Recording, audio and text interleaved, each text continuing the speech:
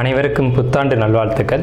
அதாவது நம்ம தமிழர்கள் தமிழ் புத்தாண்டை தான் நம்ம விசேஷமாக கொண்டாடணும் அப்படின்ற ஒரு அமைப்பில் இந்த தமிழ் புத்தாண்டு அப்படிங்கிறது வரக்கூடிய ஏப்ரல் 14ஆம் தேதி தொடங்க இருக்குது. நம்மளுடைய தமிழர்களுடைய ஒரு பண்பாட்டில், நம்மளுடைய கணித முறைகளில், நம்மளுடைய சாஸ்திர முறைகளில் முன்னோர்கள் வகுத்து கொடுத்தது எது அப்படின்னு கேட்டிங்கன்னா சித்திரை 1 தான் நமக்கு தமிழ் புத்தாண்டு.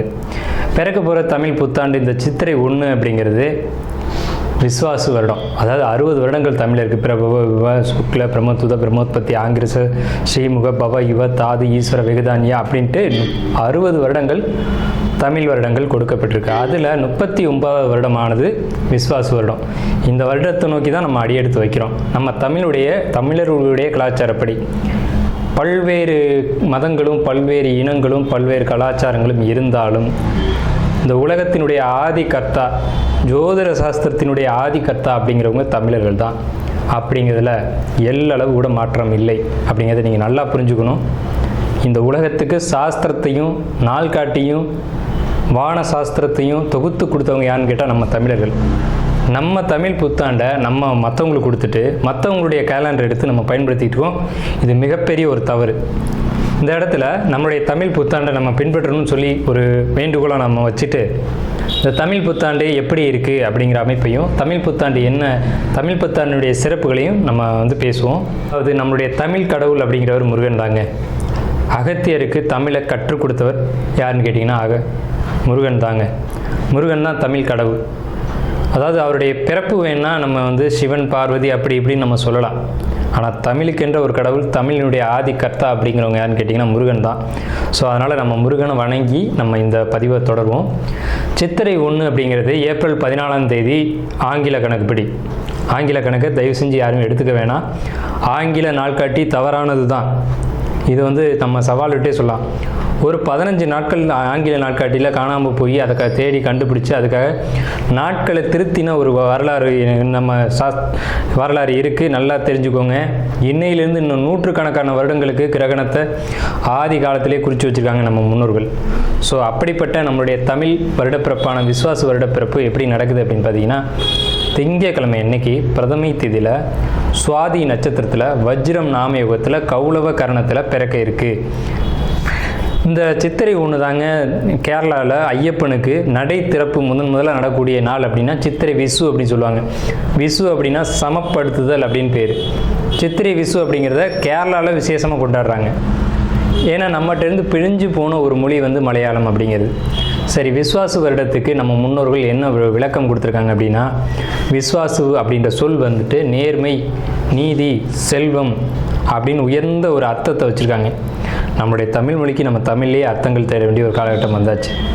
சரி, இந்த விஸ்வாசு வருடம் அப்படிங்கிறது நேர்மை, நீதி, செல்வம் அப்படிங்கிற ஒரு அர்த்தத்தில் வருது இந்த சொல் அப்படிங்கிறது. இந்த விஸ்வாசு வருடத்துக்கு உண்டான பலன்களாக நம்ம முன்னோர்கள் என்ன சொல்லியிருக்காங்க அப்படின்னு பார்த்தீங்கன்னா, விஸ்வாசு வருடம் தன்னில் வேளாண்மை ஏறும், பசுமாடும் மாடும் பழிக்கும், சிசு நாசம், மறையோர்கள் வாழ்வார்கள், மாதவங்கள் மீறுமே, மற்றுலகில் உண்டு மலை அப்படின்னு சொல்லியிருக்காங்க. மற்றுலகில் உண்டு மலை அப்படின்னு முடிக்கிறாங்க.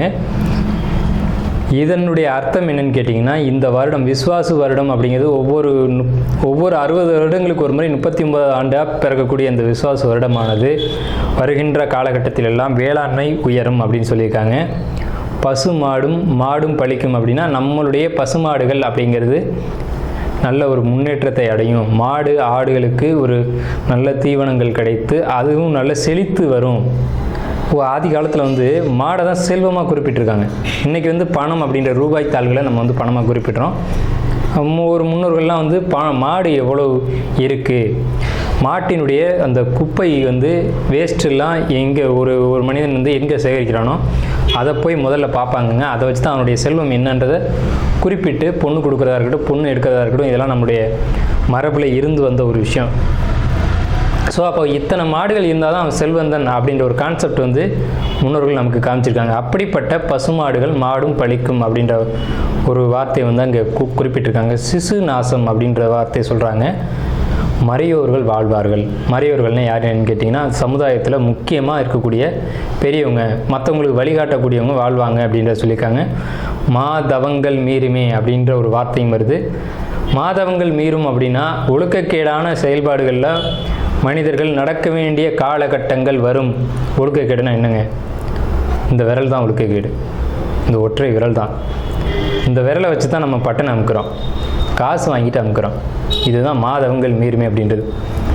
ஸோ அந்த மாதிரிலாம் இல்லாமல் மனசாட்சிக்கு துரோகம் செய்யாமல் யார் நீதி பரிபாலனம் செய்வாங்க அப்படின்றத தெரிஞ்சு சரியான வாக்களித்து நல்ல தலைவனை தேர்ந்தெடுக்க வேண்டிய காலகட்டங்கள் அப்படிங்கிறத இங்கே மறைமுகமாக இந்த விசுவாச வருடத்தினுடைய வெண்பா பாடல் அப்படிங்கிறது நமக்கு சுட்டி காட்டுது.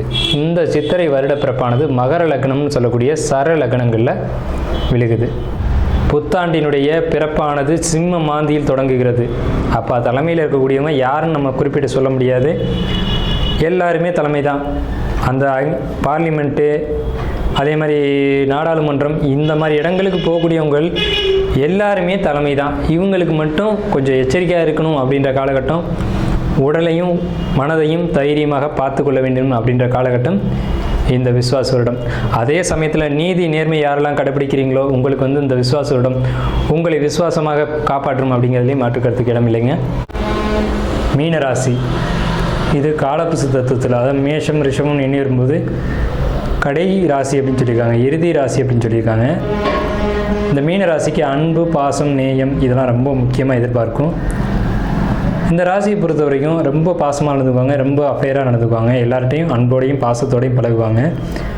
அப்படிப்பட்ட மீனராசிக்காரங்களான நீங்கள் உங்களுக்கு இந்த வருடம் விசுவாச வருடம் என்ன மாதிரியான பலன்களை கொடுக்குது அப்படின்னு பார்க்குறதுக்கு முன்னாடி உங்களுடைய குணத்தை கொஞ்சம் ஆய்வு செஞ்சுக்கோங்க. ஏன்னா உங்களுடைய குணம் அப்படிங்கிறது எல்லாரும் நல்லா இருக்கணும் அப்படின்னு நினைக்கக்கூடிய ராசி, பொது நலன் கருதக்கூடிய ராசி. ஸோ பிறருக்காக வாழக்கூடிய அமைப்பு அப்படிங்கிறது உங்களுக்கு கண்டிப்பாக உண்டு. இந்த மாதிரியான ஒரு நல்ல ஒரு ராசி அப்படின்னு நம்ம சொல்லலாம். சிம்பிளாக சொல்லணும்னா நல்ல ராசி, அருமையான அற்புத குணங்களை கொண்டவங்க அப்படின்னு நம்ம சிம்பிளாக எளிமையாக சொல்லிவிட்டு கடந்து போவோம். உங்களுடைய குணங்கள் ரொம்ப ஏற்புடையதாக இருக்கும், இந்த சமுதாயத்தால் போற்றக்கூடியதாக இருக்கும். சரிங்க, மற்றவங்களுக்கு ஆலோசனை கொடுத்துக்கிட்டே இருப்பீங்க.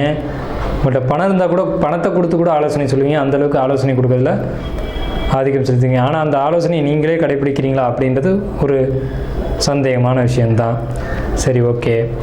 உங்களுக்கு கிரக நிலைகள் எப்படி இருக்குது அப்படின்னு பார்த்தீங்கன்னா, உங்களுக்கு சந்திரன் மேலே சனி, 4ஆம் இடத்து குரு, 6ஆம் இடத்து கேது, 12ஆம் இடத்து விரைய ராகு அப்படின்னு பேர்.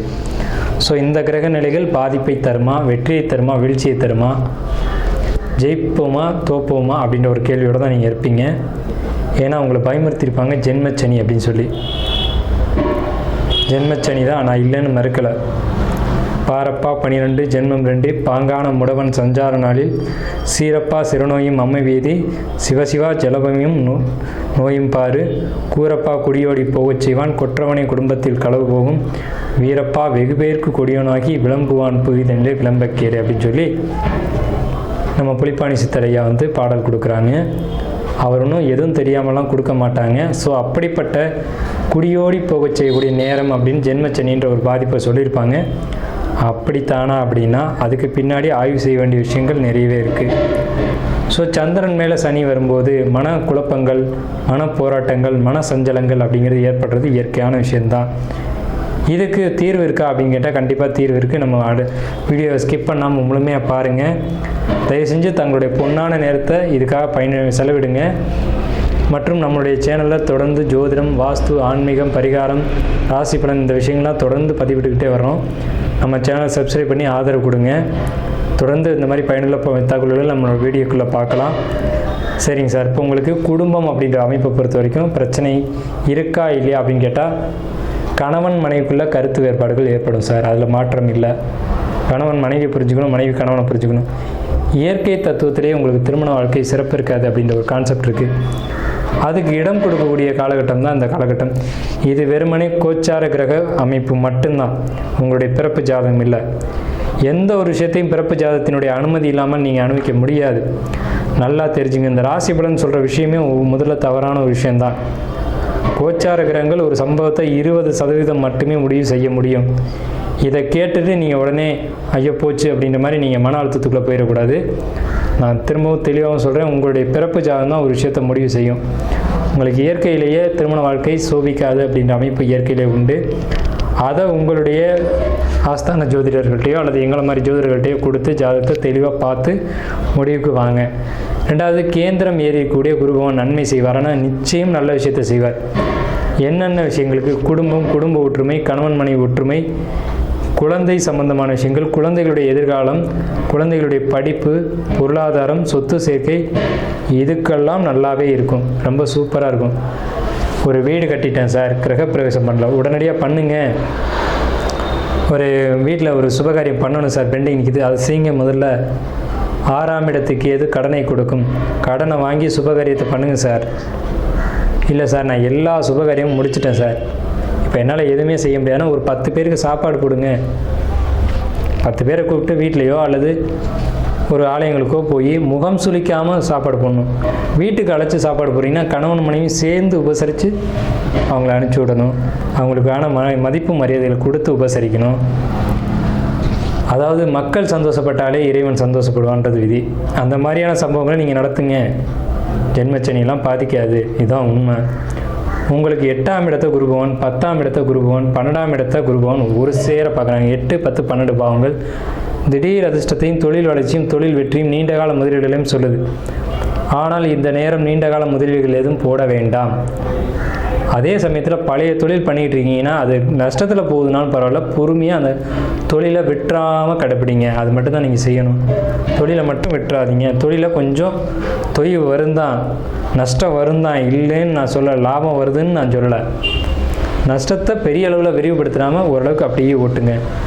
ஆடம்பரமான விஷயங்கள், அலங்காரமான விஷயங்களுக்கு முக்கியத்துவம் கொடுக்காதீங்க. என்ன தேவையோ அத்தியாவசிய தேவைகளுக்கு மட்டும் முக்கியத்துவம் கொடுங்க. குழந்தைகளுக்கு அத்தியாவசியமாக என்ன செய்யணுமோ அதை செய்யுங்க. வீடு கட்டுங்க, அது குழந்தைகளுக்கான ஒரு அமைப்பு. குழந்தைங்களுக்கு திருமணம் செய்யறதுக்கு ஏற்பாடு செய்யுங்க. இப்போ வயசு வந்த பிள்ளைங்க இருக்காங்க, 25 வயசு அப்படின்னா அந்த பையனோ பொண்ணோ ஒரு மேட்ரிமோனியில் போய் அதை பதிவு பண்ணி வைங்க. முதல்ல பையன் நம்ம நல்லா அழகாக ஒரு முடி வெட்டிட்டு நல்லா நீட்டாக வந்து முகம்லாம் ரெடி பண்ணிவிட்டு ஒரு ஃபோட்டோ போய் எடுத்துகிட்டு வாங்கன்னு சொல்லி மேட்ரிமோனியில் பதிவு பண்ணி வைங்க. திருமணத்துக்கான ஏற்பாடு வேலைகளை பூரா செய்யுங்க. அங்கே உங்களுக்கு எந்த பாதிப்புகளும் வராது.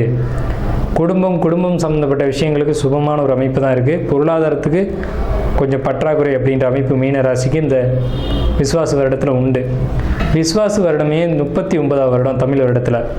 இதில் என்ன சொல்லியிருக்காங்க அப்படின்னு பார்த்தீங்கன்னா, விஸ்வாச வருடத்துக்கான பலன்களை சொல்லும்போது, விஸ்வாசு வருடம் தன்னில் வேளாண்மை ஏறும், பசுமாடும் மாடும் பலிக்கும், சிசுநாசம் மறையோர்கள் வாழ்வார்கள், மாதவங்கள் மீறுமே, மற்றுலகில் உண்டு மலை அப்படின்னு சொல்லியிருக்காங்க. அந்த பாடலுக்கு அர்த்தம் என்னன்னு கேட்டிங்க அப்படின்னா, இந்த விஸ்வாச வருடத்தில் வேளாண்மையும் பசுமாடுகளும் பலிக்கும், நல்லபடியாக இருக்கும். மறையோர்கள், அதாவது ஆசிரியர்களும் ஜோதிடர்களும் இந்த மாதிரி முக்கியமாக சமுதாயத்தில் இருக்கக்கூடியவங்களும் நல்லபடியாக வாழ்வாங்க அப்படி சொல்கிறாங்க. இப்போ நீங்கள் மீனராசிக்காரங்களாக இருக்கீங்க, இந்த துறைகள் இருக்கீங்க அப்படின்னா, ஒரு ஜோதிடராகவோ ஒரு குருமார்களாகவோ ஒரு வழிகாட்டியாகவோ இருக்கீங்கன்னா நீங்கள் கவலைப்பட தேவையில்லை. ஒரு வாத்தியாராக இருக்கீங்கன்னா நீங்கள் எந்த கவலைக்கும் போக தேவையில்லை. நீங்கள் தான் வாழ்வீங்கன்னு சுருதியில் அந்த காலத்திலே ரிஷிகள் சொல்லிட்டாங்களே. ஸோ உங்களுக்கு நெகட்டிவ் அப்படின்ற பலன்களை நான் குறைத்து தான் சொல்லுவேன். அப்படி தான் இருக்குது. தொழிலை பொறுத்த வரைக்கும் பிரச்சனைகளை கொடுக்கும் அப்படிங்கிறதுலாம் மாற்றுக்கருத்து இடமில்லை. தொழில் வளர்ச்சியை குறிக்குமே தவிர நீங்கள் இருந்த ஒரு தொழிலிருந்து டல்லாகி பின்வாங்கி போயிட மாட்டீங்க. முன்னேற்றத்தில் ஒரு படி குறைக்கும் அப்படிங்கிறது தான் உண்மை. ஸோ பாசிட்டிவான விஷயங்கள் தான். சுபகாரியங்கள் செய்யக்கூடிய காலகட்டம் தான். குழந்தைகளான எதிர்காலம், அவங்களுடைய ஒரு விஷயங்கள் எல்லாமே பாசிட்டிவாக இருக்குது. குழந்தைகள் என்ன சேட்டை பண்ணுவாங்க, அது வந்து இயற்கையான ஒரு விஷயந்தான். அதை போட்டு நீங்கள் பெருசுப்படுத்தக்கூடாது. 6ஆம் இடம் கடனை ஏற்படுத்தும். கணவன் மனைவி உறவுகளுக்குள்ளே கொஞ்சம் சிக்கல் வரும். அதை ஜோதிடர்கள் அணுகி சரி செஞ்சுக்கோங்க. திடீர் உயில், தான செட்டில்மெண்ட், இன்சூரன்ஸ் பொறுத்த வரைக்கும் இன்சூரன்ஸ் தொழிலில் இருக்கக்கூடியவங்களுக்கு நல்ல லாபத்தை கொடுக்கும். மீன ராசிக்காரங்களாக இருந்தீங்க அப்படின்னா இன்சூரன்ஸ் தொழிலை எடுத்து பண்ணுறீங்களா, சூப்பராக இருக்குங்க, அற்புதமாக இருக்கும். அந்த தொழிலை நீங்கள் அழகாக கண்டினியூ பண்ணலாம். லாபம் பெரிய மடங்கு இருக்கும், நஷ்டத்துக்கு வராது. ஒரு முக்கியமான ஆட்களை போய் பார்க்கணும் சார், போய் பாருங்கள். இந்த காலகட்டத்தில் இல்லை எனக்கு டவுட்டாக இருக்குது, அதெல்லாம் வேணாம், நீங்கள் போய் பாருங்கள். நல்ல ஒரு இன்சூரன்ஸ் கிடைக்கும், நல்ல ஒரு இம்ப்ரூவ்மெண்ட் உங்களுக்கு தொழிலில் தெரியும். அதை செய்யுங்க. அதை விட்டுவிட்டு கவலைப்படுறத முதல்ல நிறுத்துங்க. ஆலய வழிபாடுகளை எடுத்துக்கங்க. கோயிலுக்கு போங்க. கணவன் மனைவி குழந்தைகளோடு சேர்ந்து போங்க. அது ஒரு விரயம் தான், சுப விரயமாக அதை பண்ணுங்கள். அது செய்ய வேண்டிய செலவு தானே, அதை செய்யாமல் இருக்க முடியுமா? அந்த மாதிரி அத்தியாவசியமான விஷயங்களை செய்யும்போது உங்களுக்கு அசுப விரயங்கள் நிச்சயமாக நடக்காது.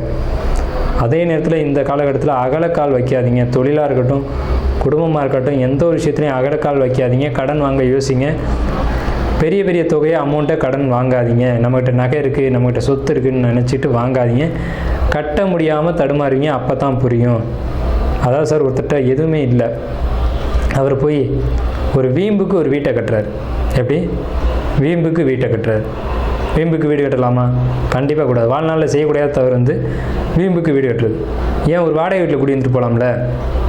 அரசு வேலையில் இருந்துக்கிட்டு அரசு வேலையில் இருக்கணுன்ற ஒரே தைரியத்தில் வீம்புக்கு வீடு கட்டினா என்ன ஆகும்?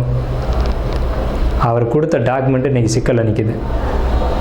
சரிங்களா? இந்த மாதிரியான தவறுகளை தான் செய்யாதீங்கன்னு நான் கேட்டுக்கிறேன். அந்த மாதிரி போய் நம்ம தகுதிக்கு மீறி வீடு கட்டுறது, நம்ம தகுதிக்கு மீறி ஒரு பொருளை வாங்குறது, நம்ம தகுதிக்கு மீறிய செயல்களை செய்கிறது அப்படிங்கிறது இந்த காலகட்டத்தில் உங்களுடைய தகுதி என்னன்றது சுட்டி காட்டும். இந்த காலகட்டத்தில் முக்கியமாக மீனராசிக்கு தேவை உடல் ஆரோக்கியத்தில் ரொம்ப கவனமாக இருக்கணும். உடல் நல்லா தான் இருக்குன்னா பிரச்சனை இல்லை, உடம்புல ஏதும் வந்துடாமல் நீங்கள் பார்த்துக்கணும். வயிறு சம்மந்தப்பட்ட விஷயங்களில் பாதிப்புகள் ஏற்படுத்தாமல் பார்த்துக்கணும். இப்போ உங்களுக்கு சிம்ம கேது அப்படிங்கிறதுனால உங்களுக்கு அது 6ஆம் இடமாக வருதுன்றதுனால வயிற்றில் தான் பாதிப்புகள் வரும். வயிற்றில் ஏதேனும் கட்டி வந்துச்சு, வயிற்றில் ஒரு ஏதேனும் ஆப்ரேஷன் நடக்குது, குடல் இறக்கம்னு சொல்லக்கூடிய ஒரு அமைப்பை இந்த காலகட்டம் கொடுக்கும். வருமுன் காப்போம் அப்படிங்கிற மாதிரி தடுத்துக்கோங்க. தயவு செஞ்சு இது வரப்போகுதுன்றது உறுதி ஆயிடுச்சு. விஸ்வாச ஆண்டில் இது வராமல் தடுத்துக்கோங்கன்னு அடியேன் கேட்டுக்கிறேன். ஒரு பணிவான ஒரு வேண்டுகோளோடு கேட்டுக்கிறேன். உடம்பில் கவனம் செலுத்துங்க. உடம்புக்கு ஒத்துக்காத உணவுகளை எடுத்துக்காதீங்க. இயற்கையிலேயே எதெல்லாம் சரி பண்ண முடியுமோ அந்த முறைகளை சரிப்படுத்துங்க. இதுக்காக ஹாஸ்பிட்டல் போய் அதை செலவு பண்ணி இது செலவு பண்ணுன்ற செலவுகள் வேண்டாம். இயற்கை முறையிலையும் குணப்படுத்தலாம். அதுக்கான வழிமுறைகளை பாருங்கள். ஸோ இதுதான் மீனராசிக்கான பலன்கள். நெகட்டிவான பலன்கள் இருக்குது, இல்லைன்னு நம்ம மறுக்கலை. 50-50 அப்படின்ற ஒரு அமைப்பு தான். 100க்கு 100 நல்லா இருக்குன்னு நம்ம சொல்ல, 100க்கு 100 நெகட்டிவாக இருக்குன்னு நம்ம சொல்ல. 50% நல்ல பலன்னா 50% நெகட்டிவான பலன். அதை தீர்ப்பதற்கான வழியும் சொல்லியிருக்கோம். இன்னமும் தீர்க்கணும் அப்படின்னு நீங்கள் நினச்சிங்க அப்படின்னா, மீன ராசின்றது நீர் ராசி. நீர் ராசிங்களா? ஸ்ரீரங்கம் ரங்கநாதருடைய வழிபாடு தான் உங்களுக்கு பர்ஃபெக்டான வழிபாடு. மீன ராசிக்கு துன்பம் வருது அப்படின்னா ரங்கநாதரையோ அல்லது திருப்பதி பெருமாளையோ போய் வழிபாடு பண்ணுங்கள். எல்லளவு கூட உங்களுக்கு கஷ்டம் கிட்ட வராது. மீனராசிக்காரங்க இப்போ குறிப்பாக மரண பயத்தில் இருப்பாங்க இந்த விசுவாச இடத்துல. அதெல்லாம் ஒன்றும் வராதுங்க. உங்கள் சுய ஜாதகம் அலோவ் பண்ணாமல் எப்படி மரணம் வரும்? உடல் ஆரோக்கியம் கேடும்? அதெல்லாம் கிடையாது. அப்படிலாம் பயப்படாதீங்க. ஒரு பயமுறுத்துறது தான் இருக்க தான் செய்யும். அது கிரக நிலைகளை ஒட்டி அப்படி தான் வரும். ஆனால் மரண பயம்லாம் உங்களுக்கு எக்ஸ்ட்ரா, அதெல்லாம் கூடுதலான பயம். அது தேவையில்லாத ஒரு விஷயம். இருக்கிறதுலையே இந்த காலகட்டத்தில் அதிகபட்ச பயத்தில் இருக்கிறது நீங்கள் தாங்க. அது தேவையில்லாத பயம் நான் சொல்கிறேன். ஒன்று கடன் பயம், இல்லைன்னா நோய் பயம், ஏதேனும் ஒரு பயத்தை கொடுக்கும். நீங்கள் ரங்கநாதரையோ அல்லது திருப்பதி பெருமாளையோ வழிபாடு செய்யும்போது, அது ஒரு ஏகாதசி திதியிலையோ அல்லது உத்திரட்டாதி நட்சத்திரத்திலையோ நீங்கள் போய் வழிபாடு செய்யுங்க. உங்களுடைய கஷ்டங்கள் எல்லாம் இறைவன் ஒதுக்கி கொடுப்பார் அப்படின்ற உறுதிமொழியை கொடுத்து நம்ம இந்த வீடியோவை நிறைவு செய்வோம். நன்றியும் வாழ்த்துக்களும் வணக்கங்களும்.